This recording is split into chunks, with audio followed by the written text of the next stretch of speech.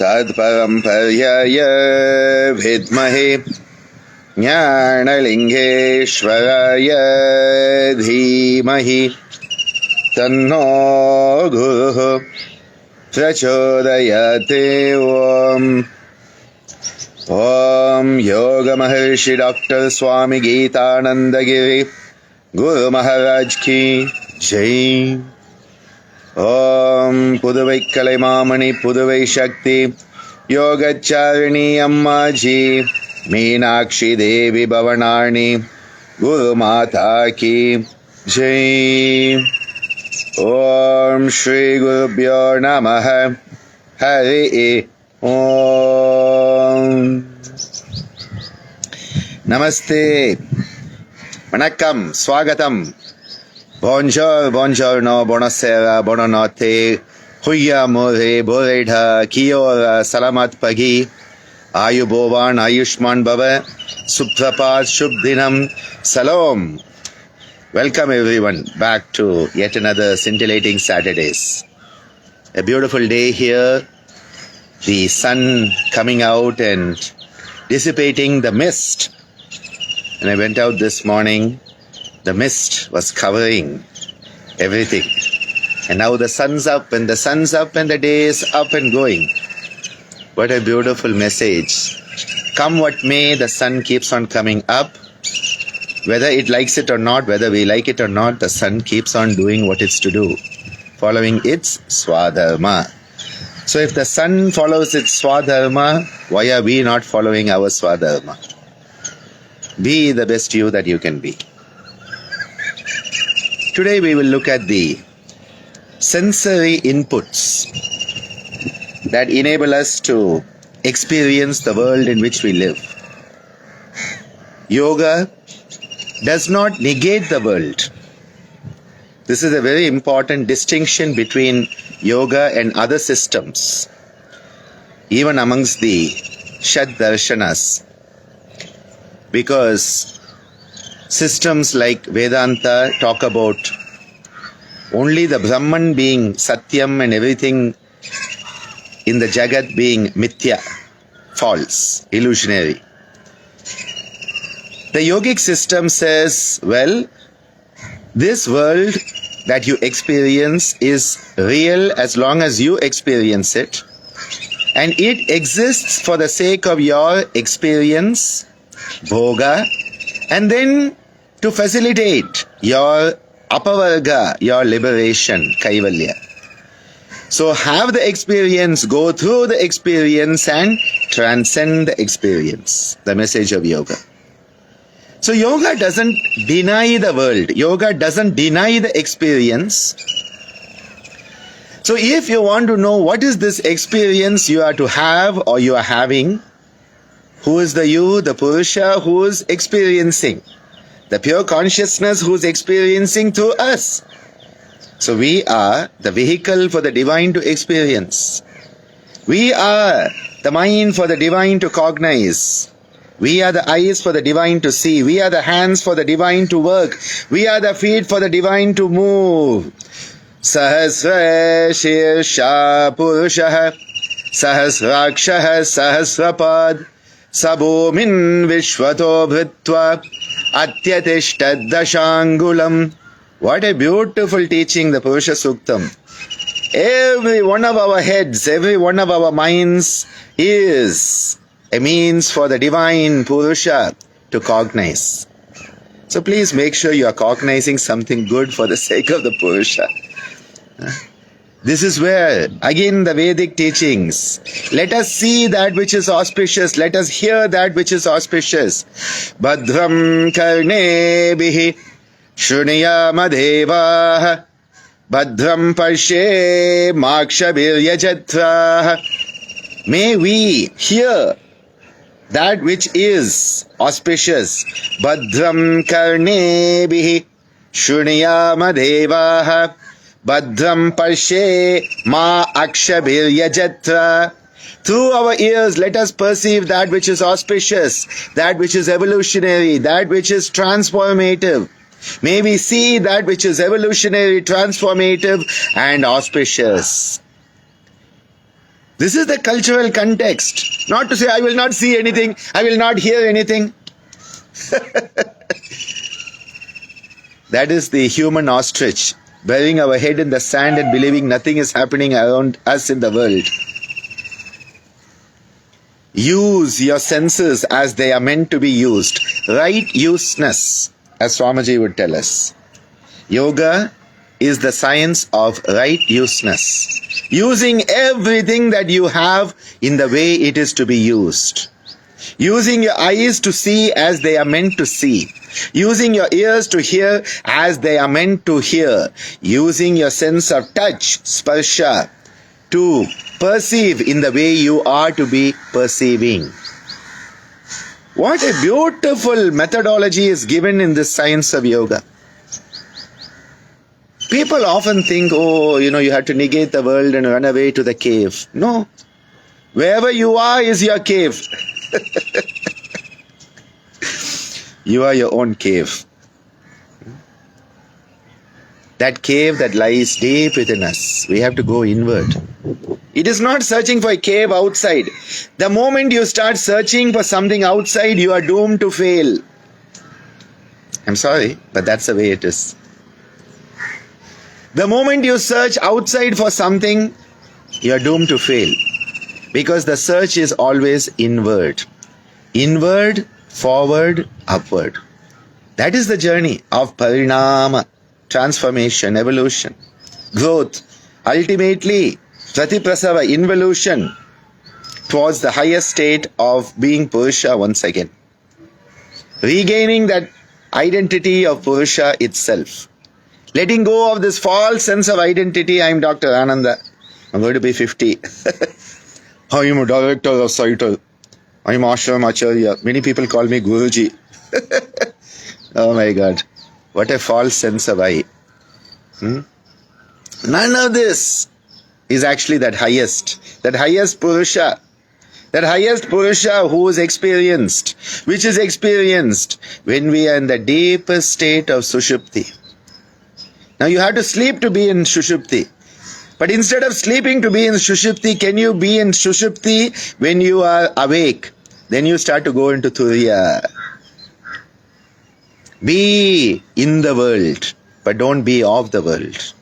We have to live in the world. Yes, that is where we are to be, for the Bhoga.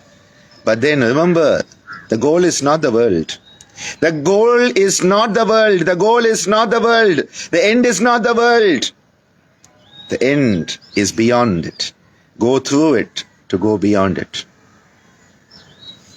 When we want to experience the world around us, we have been gifted with an amazing sensory apparatus.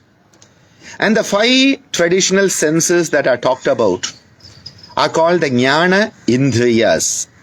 The term Indriya refers to a sense. So these are the senses that give us information. Information that can then be built up into knowledge. That knowledge with experience can become wisdom. And that wisdom with growth can become transcendental wisdom, prajna.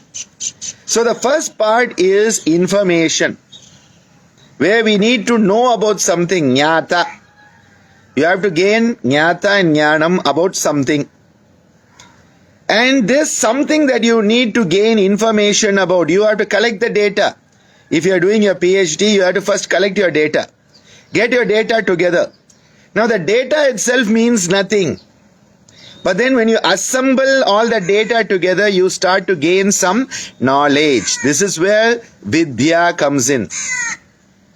So the assembling in the proper order of the data and the processing is called vidya. You then have to go through the experience to make it jnana. So what you gain out of that knowledge becomes jnana.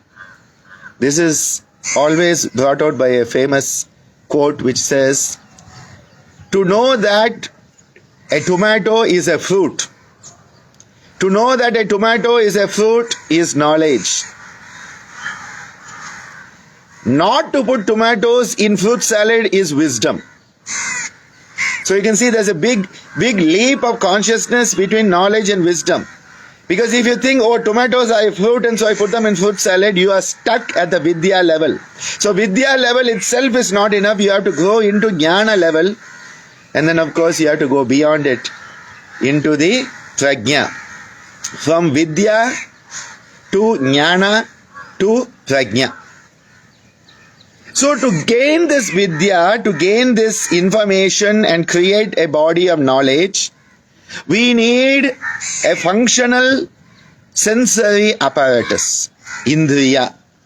So the Indriyas who are governed by Lord Indra. Lord Indra is the Lord of the Indriyas. That is why he is always in heavens watching beautiful dancers, Menaka, Ramba, Urvasi dancing and listening to the music and enjoying himself. He is enjoying the sensual experience, Indra. Indriyas that give us the information, they are called Jnana Indriyas. And by the Sandhi rules in Samskrita, Jnana A plus Indriya E becomes a Jnanendriya. Jnana, when you split the word Jnana, Indriya becomes Jnanendriya. Jnanendriyas, it becomes Jnanendriya because the A plus the E. A plus E becoming A. Jnanendriyas. So these Jnanendriyas are said to be 5. What are these 5? They are the classical traditional senses. So starting with the ear, Shrotra. Shrotra is the ear. Through the ear you can hear. Through the ear you hear. Shrotra. The next one. Chakshu. Chakshu, which means the eyes. So the eyes through which we see. Shrotra, Chakshu. Then you have the nose. Grana. Grana means the nose through which you smell. So through the ears, the Shrotra, you hear, what you hear is called Shabda. So through the ears you hear Shabda. Through the eyes Chakshu you see form, Rupa. So Chakshu, Rupa. Then Grana, through the nose, what do you perceive? Gandha, smell. So the sense of smell through the nose. I'm going to take this further in a few moments. I'm starting off here. Through the tongue, Jiva. Through the Jiva, we perceive taste, Rasa. So, Shrotra, then Chakshu, you have the Grana, you have the Jiva, and then you have Tvak. Tvak, which is skin. Tvak, through which you feel touch, Sparsha. So here we have the 5 Jnana Indriyas. These 5 Jnana Indriyas are giving us an opportunity to experience something subtle. That subtle experience that we have through the sensory apparatus is called a Tanmatra. Matra. Matra means something that is marked. Ur Matra means 1 point, 1 mark, that which you can count, okay? Like a countable, marked, that which can be identified, that which can be differentiated Matra. That is why Patanjali tells us, Linga Matra Alingani. Linga Matra, that which can be identified and differentiated, and then Alingani beyond the differentiation and the markedness. Tan refers to energy. Tan Matra. It is a marker of energy. So we are having an energy. An energy that we are getting and we are perceiving through the sensory apparatus. So the sensory apparatus is the Jnana Indriya. Through the Jnana Indriya we are perceiving The sense itself. So the sense is something that you perceive. So it is more subtle. What is it you are hearing? You are having the ears, but you are perceiving hearing. You are having the auditory sense. The sense of audition is occurring through the apparatus, which is the Jnanendriya, which is Shrotra. You know, when Maharishi Patanjali talks of all of these senses, he says there is the lower level of using it. You have the samanya, common use. I am talking, you are listening to me, or maybe you are not. You are talking, I am listening to you, maybe not. The birds are chirping, we are listening, yes, yes, no. All of that is happening. That is samanya. He says there is something which is more subtle, something which is at a higher level of experience. And he says, when you start to understand the relationships of these sensory apparatus, when you start to understand the sensory experience, and when you start to understand how it is related to the Panchamahabhutas, you start to understand something bigger. You start to experience something bigger. For example, he says, Shrotra Akashayo Sambandha Samyamat Divyam Shrotram. You start to have a divine audition. Wow. You hear like the divine hears. Not just like a human ear. You now have a divine hearing. You can start to hear everything in the universe. When you do samyama, dharana, dhyana, samadhi, when the samyama is applied on the relationship between shrotra, the sense apparatus of hearing, and akasha. Akasha is the Panchamahabhuta. So each of the Panchamahabhuta has a relationship. So the relationship between shrotra and akasha, which comes through the Vishuddha Chakra, when you start to contemplate that, and your contemplation becomes a samyama. Remember, samyama is not just dharana, dhyana, samadhi. It is the experience when all three become one. Trayamekatva samyama. So, dharana, dhyana, samadhi are the components. Samyama is the experience when they all become one. You have experienced that oneness of dharana, dhyana, samadhi in samyama on what? What did you choose? What was your viniyoga? What was the point on which you decided to use this ability of samyama? On Shrotra Akashayo Sambandha.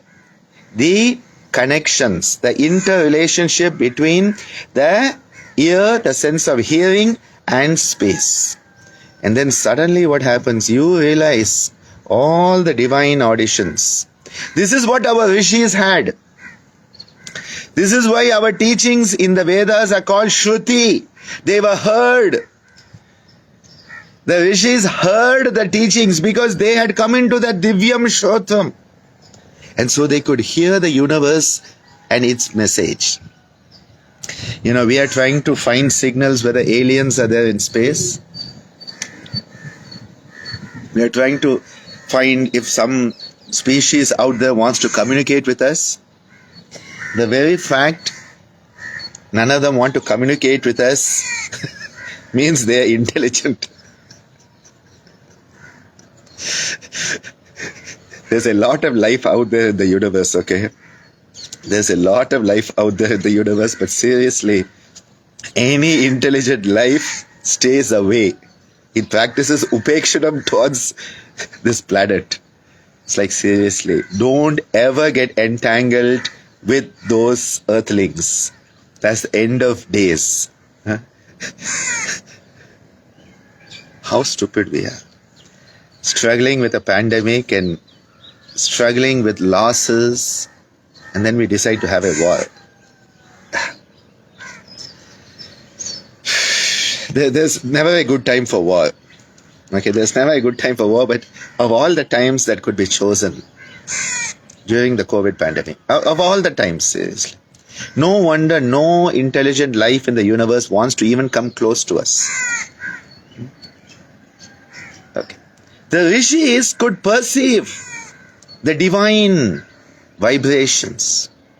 And then those shrutis, those teachings of the Vedic literature, they came down to us, and then they are passed on by Smriti.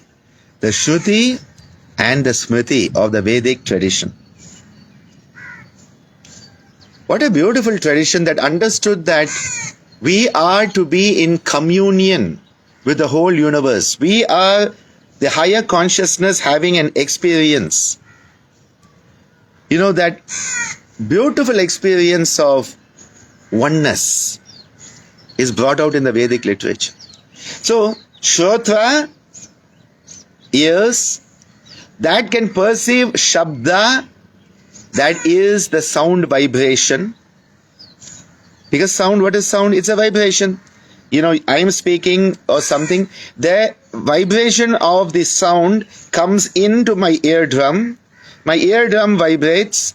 That eardrum vibration vibrates the ossicles, malleus, incus steps.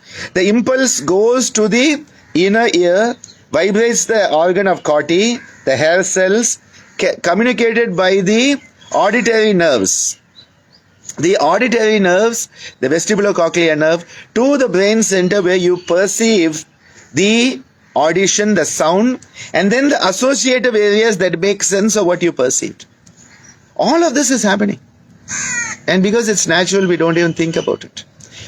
Shrotra for Shabda. And it is related to the most refined element, Akasha. So where does all of this sensory experience start? The most primitive of the senses is the sense of smell, related to the earth, Prithvi. So Prithvi, which is earth, Bhumi, and always remember when it rains, you will have a beautiful sense of the smell of the earth. It's a beautiful smell, especially if you live out in the countryside. So earth element and its relationship with the nose and its relationship with the sense of smell. This is the beautiful relationship that is there between the Jnanendriya, which is your ear itself, Shrotra, with the earth, which is Bhumi, and the Tanmatra, the subtle element, which is Gandha. And all of this is related to your Mooladhara chakra,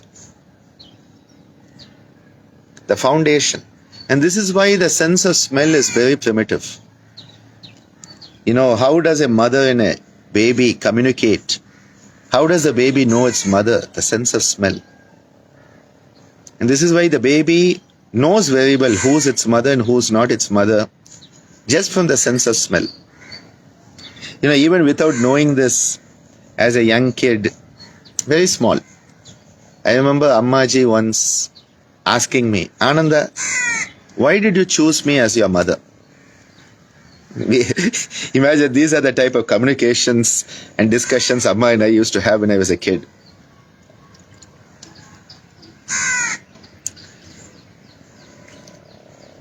If I am a half decent person today, blame it on her, okay? She used to ask me the question. She said, Ananda,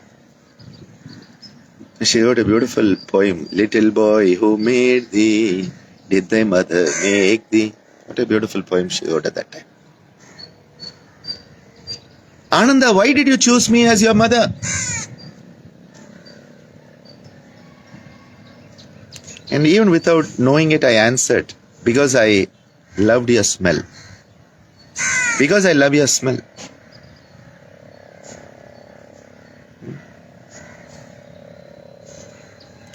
Smell is a beautiful sense that creates a bonding right down at the Mooladhara, the base of all experiences. And this is why the olfactory nerve is the shortest of the cranial nerves. It just has to travel from the top of your nose to the bottom of the brain. The olfactory bulb is there. It's the first of cranial nerve, olfaction. The shortest of the nerves. And it doesn't have to go through the thalamus. All your other senses go through the thalamus. The thalamus is the sensory relay station in your brain. But olfaction, smell, goes straight. That is why it's so strong. That is why smell is such a strong sense, and animals can smell fear. You say animals can smell fear? They have that amazing capacity because it is so primitive. It's the shortest nerve. Shortest nerve. That is why the experience of smell that you get, all that has to happen, the top of this pyramid of your nose is a pyramid, okay? The nasal cavity is a pyramid. The top of the pyramid is where you have a cribriform plate. It's like a sieve. And through that, the olfactory nerves go through the olfactory bulb. Immediately they go straight into your limbic system. And that is why smell is associated with emotion, strong emotion. Fear, anger, rage, all it is there. So the sense of smell is related to Mooladhara. It is that primitive sense. It's related to the sense of reproduction. Not the sense of reproduction, but the reproductive process. Sense of reproduction is in the heart center. Here it is the reproductive process because the gonads. And we know that in the animal kingdom, animals know when it is time to mate by the smell. The pheromones that are put out by the female when it is time to mate and attracts the male. It's very much down there, Mooladhara. The next one is taste, rasana, through the jva. The jva is your tongue, and through the tongue we get rasana. Now this is also a quick acting sense. It's a quick acting sense. You know, if you look at it, smell and taste, they need the interaction to happen right at the receptor level. The smell has to go and attach to the olfactory receptor, and then the smell experience occurs. The taste has to attach to the gustatory receptor, and then the sense of taste occurs. Rasana, which is taste, related to the water element, jala or up, is related to the tongue. So the tongue and its relationship with taste through the water element. And if your tongue is ever dry with fever or you're not well, you know what happens to taste. Interestingly, during the COVID pandemic, taste and smell were lost by most of the people who had COVID. Think about it. These two very primitive, smell and taste are the most primitive, Mooladhara, Swadhisthana, and they are the shortest acting of all the senses actually. And both were affected. When we taste something, we need the liquid, we need the water to be flowing, the salivary juices to be flowing. We then come to sight, chakshu. Patanjali has given some beautiful sutras on this, that how you can become invisible by blocking the light from hitting the eye. That guy knew physics, okay? He is amazing. He knows everything. Maharishi Patanjali knows everything. There is nothing he doesn't know.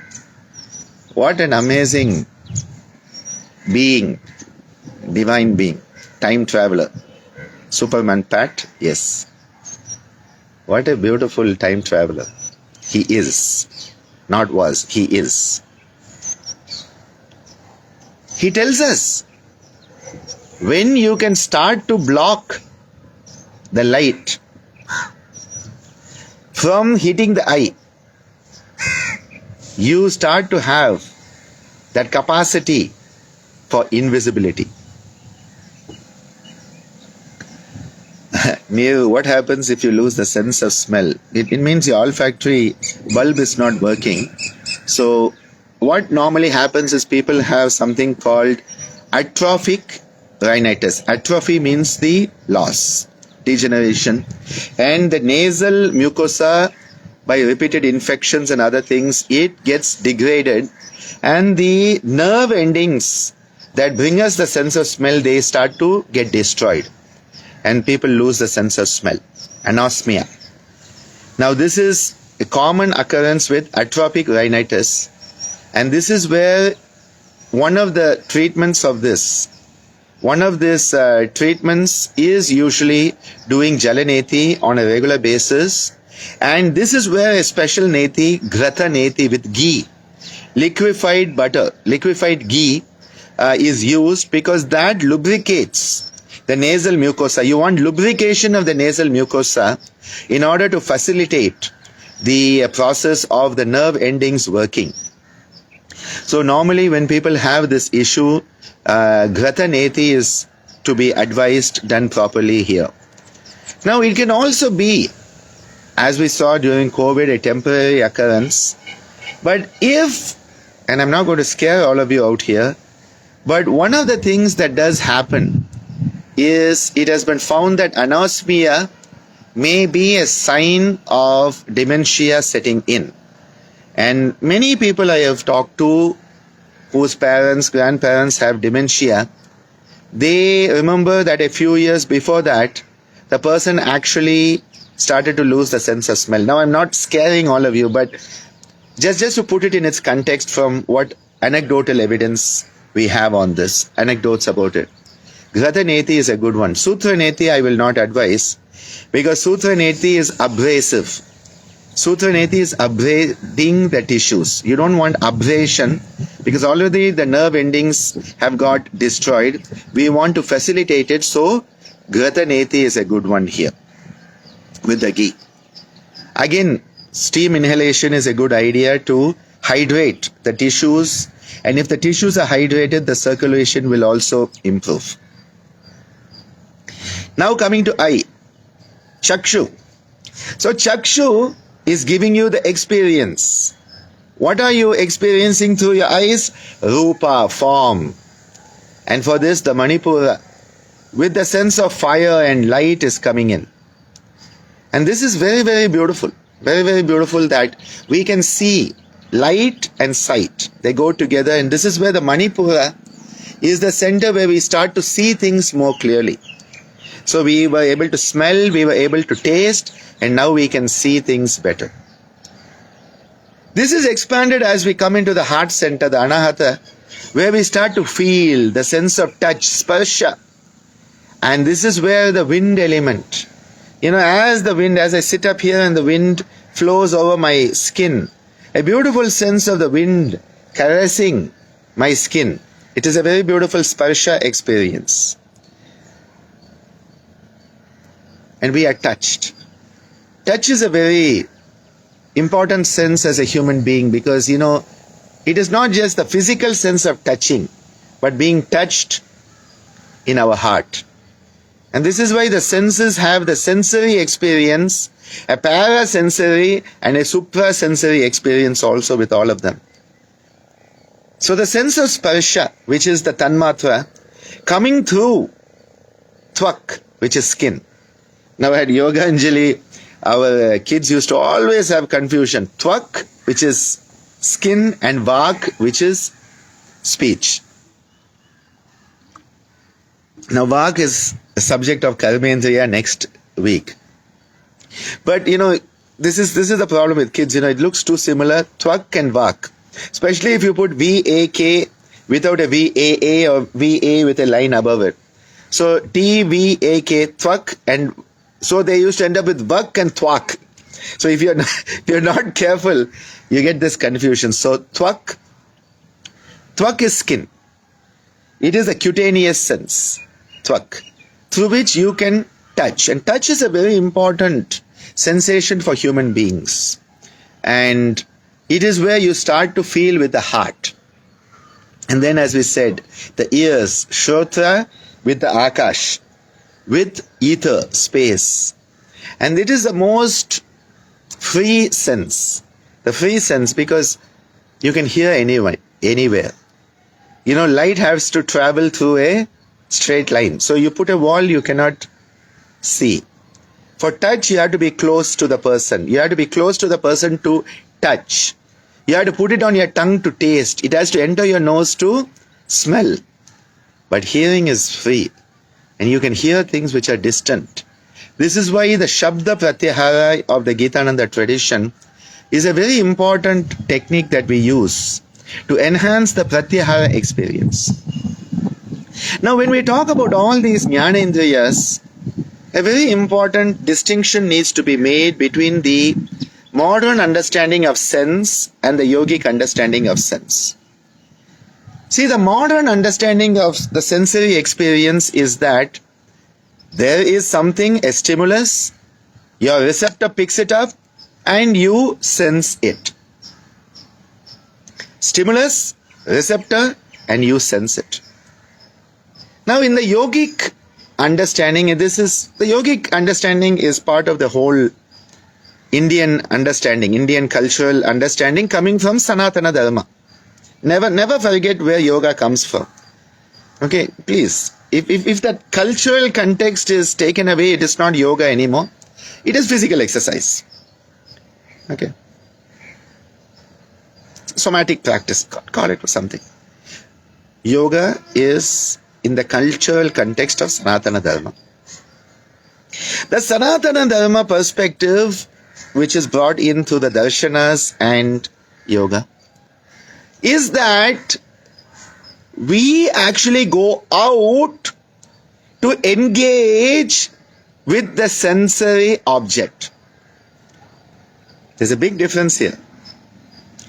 The modern perspective is stimulus, receptor, sense. Yoga says we are going out. We are going out and engaging with that sensory stimulus and thus having the sensory experience. So here the whole responsibility is going on the individual. And this is very, very sensible, very, very logical when you think about it. Because we are through the process of mindfulness, the mind. This is why the mind has to be part of all the sensory experiences. It is the super sense. The mind comes through each sense and goes out searching for a stimulus. And so if I see something, it is not because it exists, but because I am searching for it. If I hear something, it is because I am searching for that sound.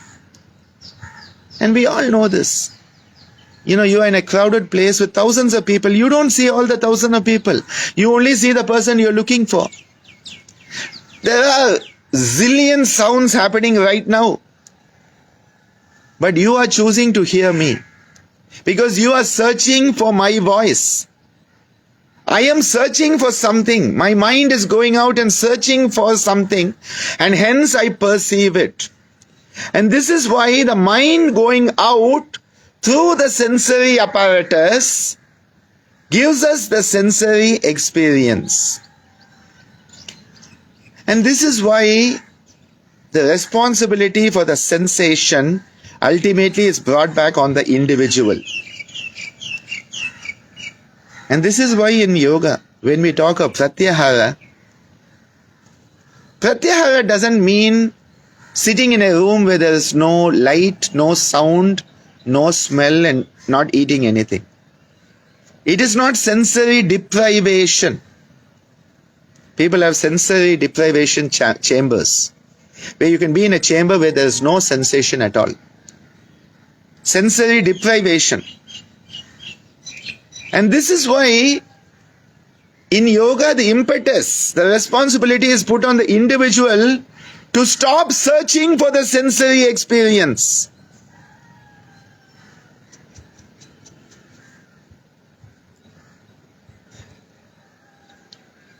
Instead of going and getting attached to the sensory experience, you are disengaging yourself.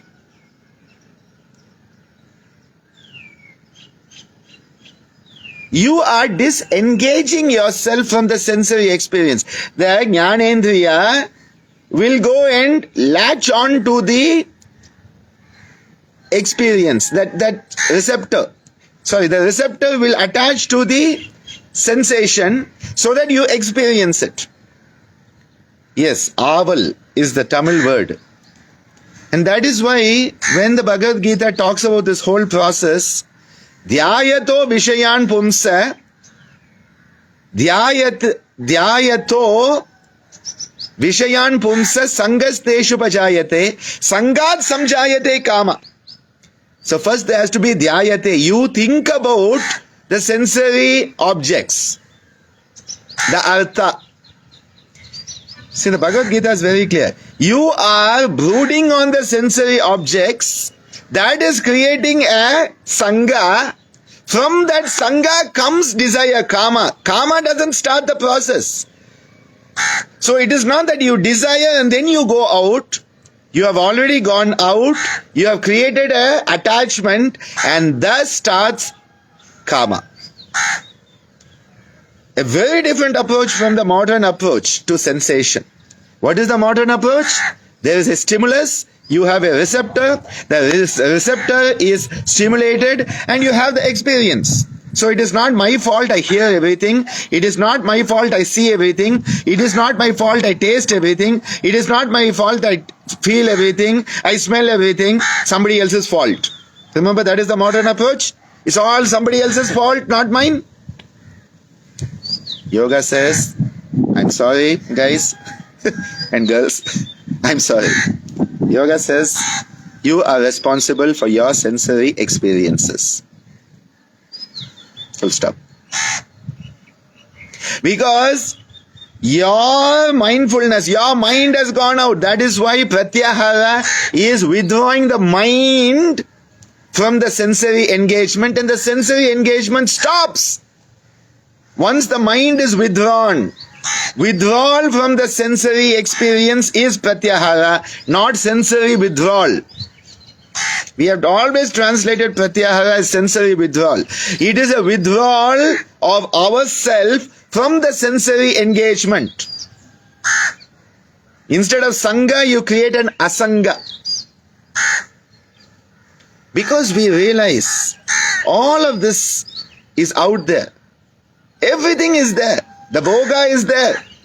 Everything exists. Are you going to have that experience, or are you going to choose not to have the experience? To have the experience or not to have that experience is a choice. And yes, Soundarajan, it is said that different animals, different creatures, one will have more of smell, one will have more of taste and all. And each one, his destruction is brought about by that. The elephant and touch is a good one. And the destruction is brought out by that sensory attachment. And then comes the statement, what to do with human beings where all the five senses are there. That is why you are caught in the web of the senses. Indriya Jala. Indriya Jala. You are trapped in that web of the senses. And that's why Maharishi Patanjali says you have to move into Indriya Jaya. You have to become victorious of the senses. Where does that happen? Ajna Chakra. Where you decide the power of choice not to have the sensory experience. You say, yes, that person is being rotten, but I do not have to react to them. I can choose to disengage. There is a stench. I can choose to disengage. There is an unpleasant thing happening. I can choose not to engage. There is pain. I can choose not to engage. Whatever it be, I can make a choice to take a step back. Vairagya. Taking a step back, disengaging from the sensory engagement. So don't blame your senses. And this is why in yoga, it is not a dulling of the senses. It is not a desensitization. You refine your senses. You refine your eyes to be the best, the ears to be the best, smell to be the best. And then you pull the plug. That is pratyahara. So the jnana indriyas are These amazing tools, they are the tools through which we can have the experience.